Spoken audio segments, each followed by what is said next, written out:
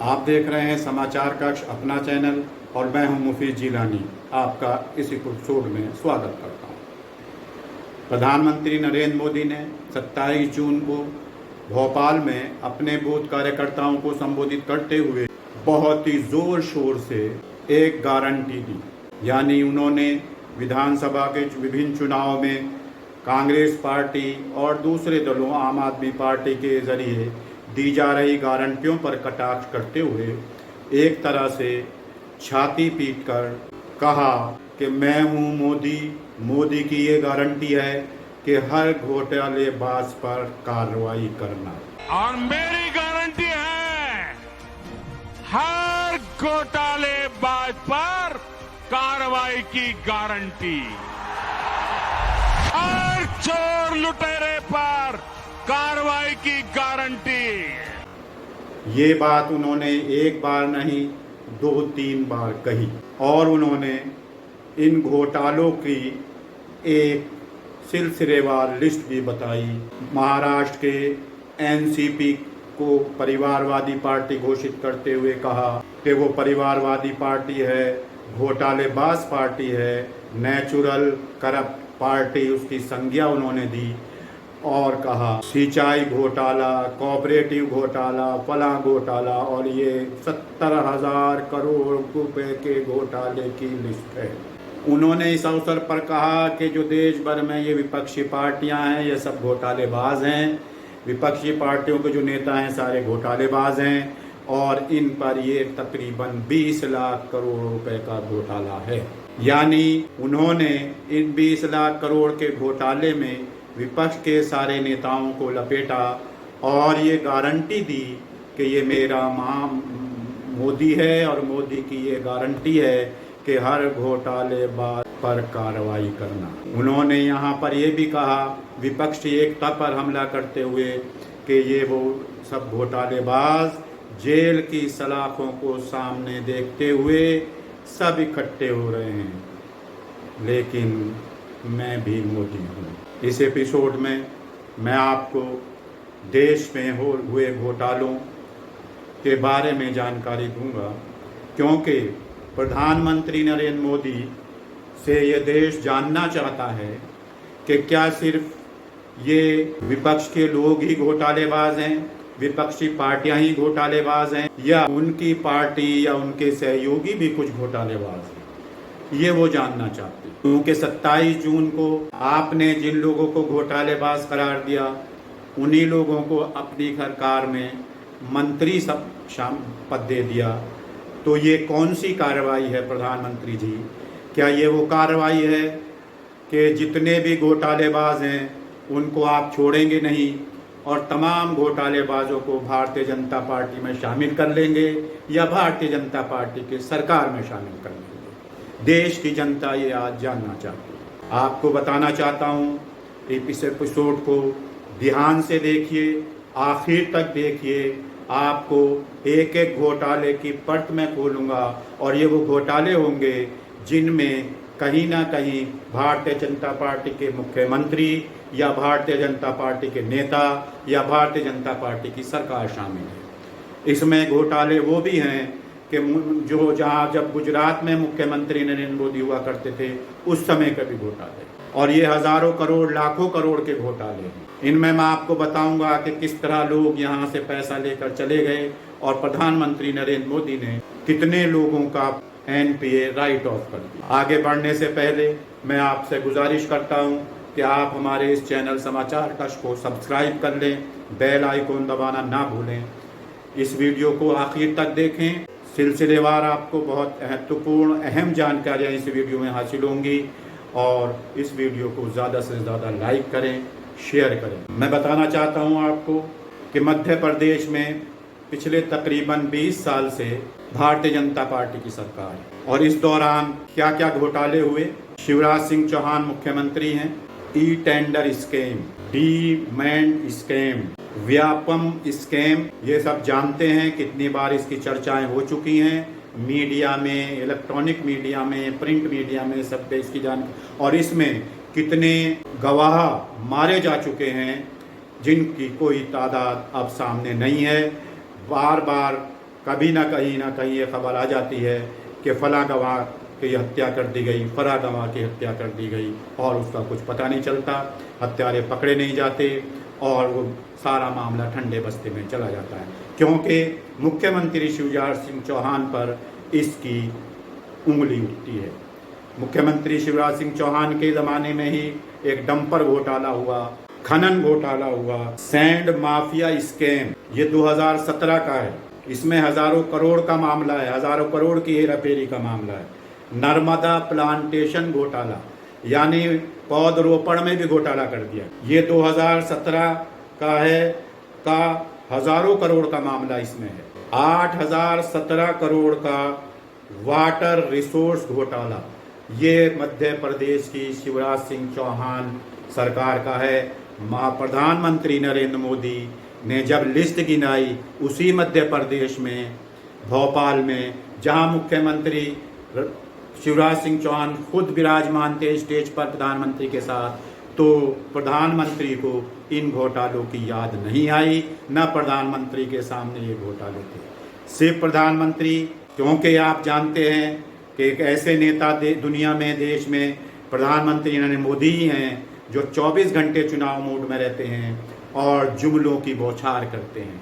इसके आगे चलिए, प्रधानमंत्री नरेंद्र मोदी का गृह राज्य गुजरात, यहाँ पर 2018 का एक घोटाला, ग्राउंड नट घोटाला, ये 4000 करोड़ का है। 2014 इंडिया गोल्ड रिफाइनरी घोटाला, इसमें भी हजारों करोड़ की हेराफेरी। आनंदीबेन पटेल की बेटी अनार पटेल को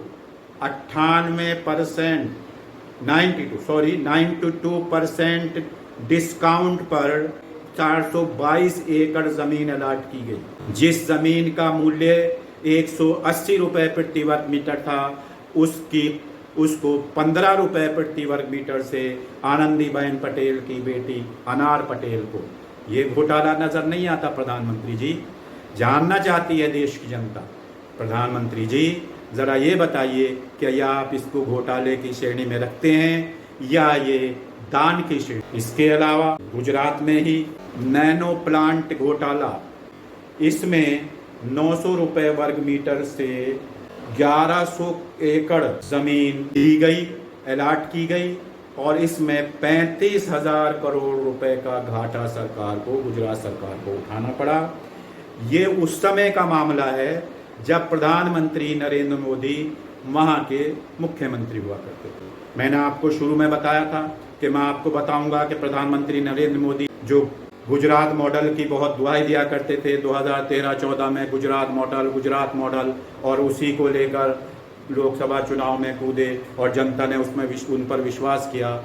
ये है वो गुजरात मॉडल जिसमें एक घोटाले में 35,000 करोड़ रुपए का सरकार को नुकसान उठाना पड़ा गुजरात की। ONGC घोटाला, ये भी गुजरात का है, जिसमें CBI की फाइल में ये घोटाला दर्ज है। इसमें 13 अधिकारियों को उस समय पकड़ा भी गया था, कुछ अभी तक कुछ पता नहीं है।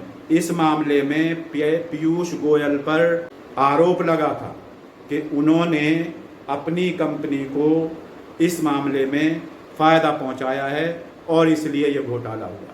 नवसारी कृषि विश्वविद्यालय, गुजरात का ही घोटाला, प्रधानमंत्री नरेंद्र मोदी जी के गृह राज्य का घोटाला। नवसारी कृषि विश्वविद्यालय की जमीन को एक 5 सितारा होटल को दे दिया गया। 65,000 स्क्वायर मीटर ये जमीन दी गई, जिसमें 426 करोड़ रुपए का राज्य सरकार, गुजरात सरकार को नुकसान उठाना। इसके अलावा गुजरात का ही 340 करोड़ रुपए का वाटर बोर्ड घोटाला, गुजरात का ही बिटकॉइन घोटाला।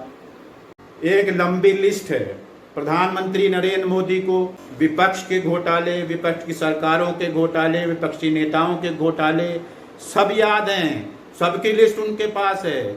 चुनावी सभाओं में वो लिस्ट पढ़ के सुनाते हैं, लेकिन ये जो घोटाले हैं ये उनको नजर नहीं आते। ये सब प्रिंट मीडिया में प्रकाशित हैं।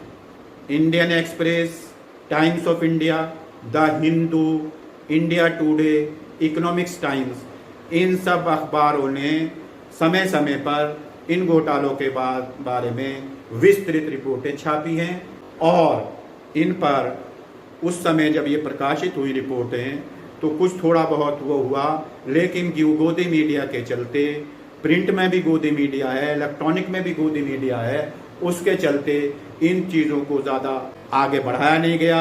विपक्ष की अगर उठाई मामले, विपक्ष ने अगर प्रेस कॉन्फ्रेंस में उठाए, विपक्ष ने अगर कोई धरना प्रदर्शन इनको लेकर किया, तो गोदी मीडिया ने उसको नज़रअंदाज कर दिया और जनता के सामने वो नहीं आया। तो कोई इस तरह का नैरेटिव ये नहीं बन पाया कि हाँ कोई घोटाला प्रधानमंत्री नरेंद्र मोदी की संबंधित पार्टी से भी है, उनकी संबंधित राज्य सरकारों से भी है, तो इन चीज़ों को दबा दिया गया। उत्तर प्रदेश का मामला ले लीजिए, यहाँ भी पिछले 6 साल से यूपी गवर्नमेंट में भाजपा की सरकार है, 7400 करोड़ रुपए का बुंदेलखंड का पैकेज, जिसका अता पता नहीं है, डेवलपमेंट के लिए, विकास कार्यों के लिए दिया गया था। ये 7400 करोड़ रुपए का पैकेज इसका कोई लेना देना नहीं, कहीं इसका कोई जिक्र नहीं है। अब इसके अलावा आप आइए राजस्थान की तरफ, जहां मौजूदा समय में कांग्रेस सरकार है। उससे पहले राज्य सरकार भाजपा की थी, वसुंधरा राजे मुख्यमंत्री थी। ये वसुंधरा राजे के समय का ही घोटाला है। बजरी scam, Bhamashah health insurance scam, 17,000 सरकारी स्कूलों को बंद करने का मामला, एलईडी स्कैम, ये 2017 का है। तो ये सब मामले भारतीय जनता पार्टी की सरकारों के हैं, उनसे, उनकी भारतीय जनता पार्टी के नेताओं से जुड़े हुए मामले। मेरा मतलब ये नहीं है कि मैं सिर्फ ये आईना दिखाना चाहता हूँ प्रधानमंत्री नरेंद्र मोदी को, उनकी पार्टी भारतीय जनता पार्टी को, कि आप जब ये दम भरते हैं, जब ये गारंटी देते हैं कि मैं न खाऊंगा न खाने दूंगा, तो क्या सिर्फ विपक्ष के नेताओं को या विपक्षी पार्टियों के बारे में कहते हैं, या करप्शन को जमीन से, जड़ से उखाड़ फेंकने की बात करते हैं? मैं ये आंख खोलना चाहता हूँ और जनता इस बात को जानना चाहती है, देश ये जानना चाहता है कि प्रधानमंत्री का आखिर नज़रिया क्या है, ये उनको साफ करना चाहिए। गोवा का मामला ले लीजिए, भारतीय जनता पार्टी की सरकार है। बिल्डिंग स्कैम, काईमैंड स्कैम, इसमें एनएसए के बेटे, national security adviser Ajit Doval के बेटे खुद ही फंसे हुए हैं, इसमें इनका नाम है। सड़क स्कैम, 72 करोड़ रुपए का घोटाला है। Housing scam, international film festival में भी स्कैम किया गया, घोटाला किया गया, 5 करोड़ रुपए की हेराफेरी। एआईडीसी स्कैम, इसमें तत्कालीन मुख्यमंत्री दिलीप मावलंकर का नाम आया, ये हुआ। इसके बाद में कर्नाटक में घोटाला हुआ सदानंद गौड़ा के तहत। असल में ये जो बात बता रहा हूँ, इनमें ज़्यादातर घोटाले 1998 से लेकर 2013-14 तक के। इसमें इक्का दुक्का घोटाले वो भी हैं, 2-4 घोटाले, जैसे 2017 के, 2018 के, जो प्रधानमंत्री नरेंद्र मोदी के प्रधानमंत्री बनने के बाद हुए, लेकिन राज्यों में भाजपा सरकारें हैं, उनके घोटाले हैं। इससे पहले 1998 से 2013-14 तक सब जो घोटाले हैं वो सारे भारतीय जनता पार्टी के नेताओं के या भारतीय जनता पार्टियों के सरकारों से जुड़े हैं। ये इस वजह से मैं बताना चाहता हूँ कि प्रधानमंत्री नरेंद्र मोदी ने जो घोटाले गिनाए 27 जून को भोपाल में, वो भी 1998 से लेकर 2014-13 तक के ही घोटाले थे, क्योंकि प्रधानमंत्री ने उस पीरियड के वो घोटाले गिनाए, लेकिन इन घोटालों को वो नज़रअंदाज कर गए। इससे उनकी दोहरी, यानी दोहरा चेहरा, दोहरी नीति नज़र आती है। उनकी पार्टी के प्रवक्ता भी समय समय पर टीवी चैनलों पर, पैनल डिस्कशन पर बयानात जारी करके ये दर्शाते रहते। उसके बाद में उत्तराखंड, रमेश पोखरियाल जब मुख्यमंत्री हुआ करते थे, उस समय उनका नाम आया घोटाले में। छत्तीसगढ़ में घोटाला हुआ जिसमें ब्रजमोहन अग्रवाल पर आरोप लगा, ये भाजपा के नेता हैं। महाराष्ट्र में चिकी स्कैम, पंकजा मुंडे जो भाजपा की नेता हैं, उन पर चिकी, इसको कोई बुला नहीं सकता, बहुत चर्चित घोटाला है, लेकिन आजकल कहाँ है, कहाँ ठंडे बस्ते में चला गया, इसका कुछ पता नहीं। हालांकि इन दिनों ये चर्चा है कि पंकजा मुंडे भाजपा से नाराज़ हैं, भाजपा के नेताओं से नाराज़ हैं और वो कांग्रेस में शायद शामिल होना चाहती हैं। लेकिन कांग्रेस को ये भी साफ करना होगा, ये बताना पड़ेगा कि क्या वो इस घोटाले को भूल चुकी है। तब पंकजा मुंडे को अपनी पार्टी में शामिल कर दिया। महाराष्ट्र का ये मामला है। और उसका है fire stranger scam. Fire stranger scam Bhajpa के मौजूदा जो प्रदेश के महासचिव हैं विनोद तावड़े, ये उस टाइम शिक्षा मंत्री थे जब ये घोटाला हुआ, इन्हीं के कार्यकाल में हुआ। लेकिन अब ये ठंडे बस्ती में प्रधानमंत्री या वहाँ के मुख्यमंत्री एकनाथ शिंदे, उप मुख्यमंत्री फडणवीस, ये सब इसको भूल चुके हैं, इस पर कोई ध्यान नहीं। अब आइए पूर्व कानून मंत्री, बहुत बोलते हैं, समय समय पर कांग्रेस के पूर्व अध्यक्ष राहुल गांधी को घेरते हैं, कांग्रेस को करप्ट पार्टी बताते हैं, पूरे कांग्रेस पार्टी को, पूरे कांग्रेस के नेतृत्व को करप्ट बताते हैं। अरुणाचल प्रदेश से आते हैं किरेन रिजिजू साहब, कामा हाइड्रो इलेक्ट्रिक घोटाला हुआ है अरुणाचल प्रदेश में 450 करोड़, और ये किरेन रिजिजू का इसमें घोटाले में नाम है, सब अखबारों में प्रकाशित है। अपनी तरफ से मैं कोई ऐसा कोई आरोप नहीं लगा रहा, ये सारी चीज़ें जिन अखबारों के मैंने जिक्र किया, मीडिया का मैंने जिक्र किया, उनमें सब में प्रकाशित हो चुका। अब आते हैं दिल्ली में, ये अरुण जेटली उस टाइम DDCA के अध्यक्ष हुआ करते थे, ये उस समय की बात है। DDCA स्कैम है, कितने मजे की बात है, बहुत गौर से सुनने की। आजकल भारतीय जनता पार्टी मुख्यमंत्री अरविंद केजरीवाल पर फिजूल खर्ची का आरोप लगा रही है, बहुत ज़्यादा बढ़ चढ़ कर धरने, प्रदर्शन, पोस्टरबाजी सब कुछ कर रही है। DDCA का घोटाला जब अरुण जेटली इसके अध्यक्ष हुआ करते थे, उस समय का 16,000 रुपये पर डे किराए पर कंप्यूटर लिया गया, 3,000 रुपये पर डे किराए पर प्रिंटर, पूजा की थाली की कीमत 5,000। ये एक लंबा घोटाला है, इसमें हजारों करोड़ों की हेरा। कहाँ चला गया कोई नहीं जानता, प्रधानमंत्री जी को ये नज़र नहीं आता, गृह मंत्री अमित शाह के बेटे जय शाह जो BCCI के अध्यक्ष हैं, उनको भी ये नज़र नहीं आता। ये तो उन्हीं के डिपार्टमेंट का मामला। इसके अलावा ये सब चीज़ें जो हैं चली आ रही हैं। एक और बड़ा घोटाला जो अब ILNFC इंफ्रास्ट्रक्चर से रिलेटेड है, 91,000 करोड़ का घोटाला है। 91,000 करोड़, कितना ही बैंक से लोन लेकर, कर्ज लेकर लोग चले गए, देश छोड़ गए। 8,000 बिलियनियर जो हैं बैंकों से कर्ज उठाकर देश छोड़ के चले गए। दावा किया जा जाता हम का ब्लैक मनी लाएंगे, 1 महीने में, 3 महीने में, 100 दिन में ब्लैक मनी हम ला देंगे, सबके खातों में इतने इतने पैसे दे देंगे, इतने लाख करोड़ की ब्लैक मनी है, 4 लाख करोड़ की, 4.5 लाख करोड़ की। 2013-14 में नारेबाजी होती थी, सब ये किया करते थे, सब जुमले हो गए। क्या देश जानना चाह रहा है, देश की जनता ये पूछ रही है। आज प्रधानमंत्री जी 10 साल 9 साल आपकी सरकार हो गई, 10 साल पूरे होने जा रहे हैं, आप करप्शन पर ज़ीरो टॉलरेंस की बात करते हैं, एक करप्ट घोटालेबाज को छाती ठोक कर शीशों के पीछे डालने की बात करते हैं। लेकिन ये जो मैंने आज लिस्ट भी बताई है, इसमें आपकी क्या राय? नीरव मोदी चले गए, सब पुरानी बातें हैं, दोबारा बताना याद हो जाए ताज़ा। मेहुल चोकसी चले गए, संदेशरा चले गए, ललित मोदी चले गए, विजय माल्या चले गए, लाखों करोड़ का बैंकों का कर्ज है। और यही नहीं, इसी मोदी सरकार में हज़ारों करोड़ के बैंक कर्ज माफ़ कर दिए, कॉरपोरेट घराने, किसानों के नहीं, कॉरपोरेट घराने। अब ये होता क्यों है, क्यों NPA राइट ऑफ किया जाता है, ये जानने की ज़रूरत है।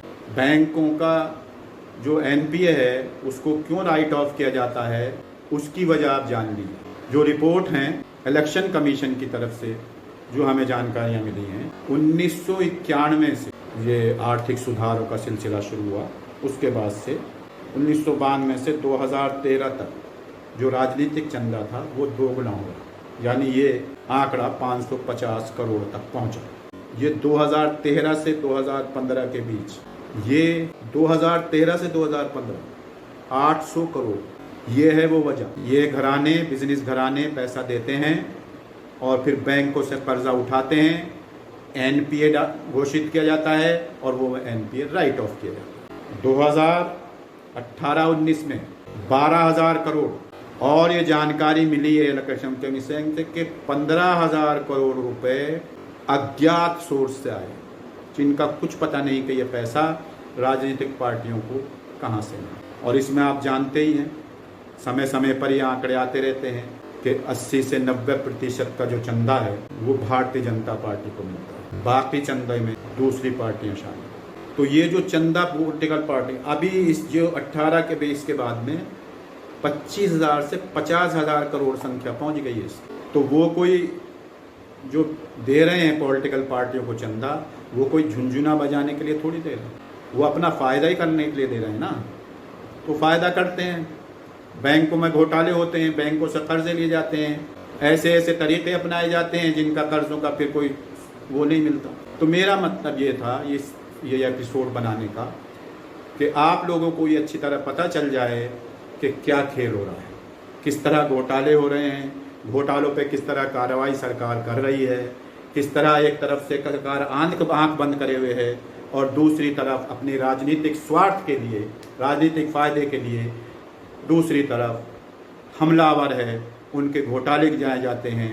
और उन्हीं घोटालेबाजों को आपने अभी देखा होगा, सबके सामने है कि जिन लोगों का 27 जून को नाम वो गिना रहे थे भोपाल में प्रधानमंत्री, उन्हीं लोगों को महाराष्ट्र में अपनी सरकार में मंत्री पद देते हैं। प्रधानमंत्री मोदी जी, देश ये जानना चाहता है क्या आप उस दिन झूठ बोल रहे थे कि ये लोग भ्रष्टाचारी हैं, या आप दोहरी नीति अपनाते हैं? मोदी जी, आपको ये बताना चाहिए। आप 140 करोड़ भारत की जनता के प्रधानमंत्री हैं। आपकी ये जिम्मेदारी बनती है कि आप ये बताएं कि जिन लोगों को महाराष्ट्र की सरकार में आपने मंत्री बनाया और जिनको 27 जून को भोपाल से आप ये कह रहे थे कि ये भ्रष्ट पार्टी है, भ्रष्ट लोग हैं, ये सारे करप्ट लोग हैं, इन पर करप्शन के 70,000 करोड़ के करप्शन का आरोप है। क्या अजित पवार, प्रफुल्ल पटेल, छगन भुजबल, सुनील तटकरे या जो और दूसरे मंत्री बने हैं, वो सब पाक साफ हैं? आप तब झूठ बोल रहे थे, या ये सब पाक साफ नहीं हैं, आपके साथ आ गए तो पाक साफ हो? इस एपिसोड में मैं आपसे अब यहाँ इजाज़त चाहता हूँ, इस रिक्वेस्ट के साथ कि आप ज़्यादा से ज़्यादा इस वीडियो को लाइक करें, शेयर करें और हमारे इस चैनल को सब्सक्राइब करें, बेल आइकॉन दबाना ना भूलें। हमें फॉलो करें।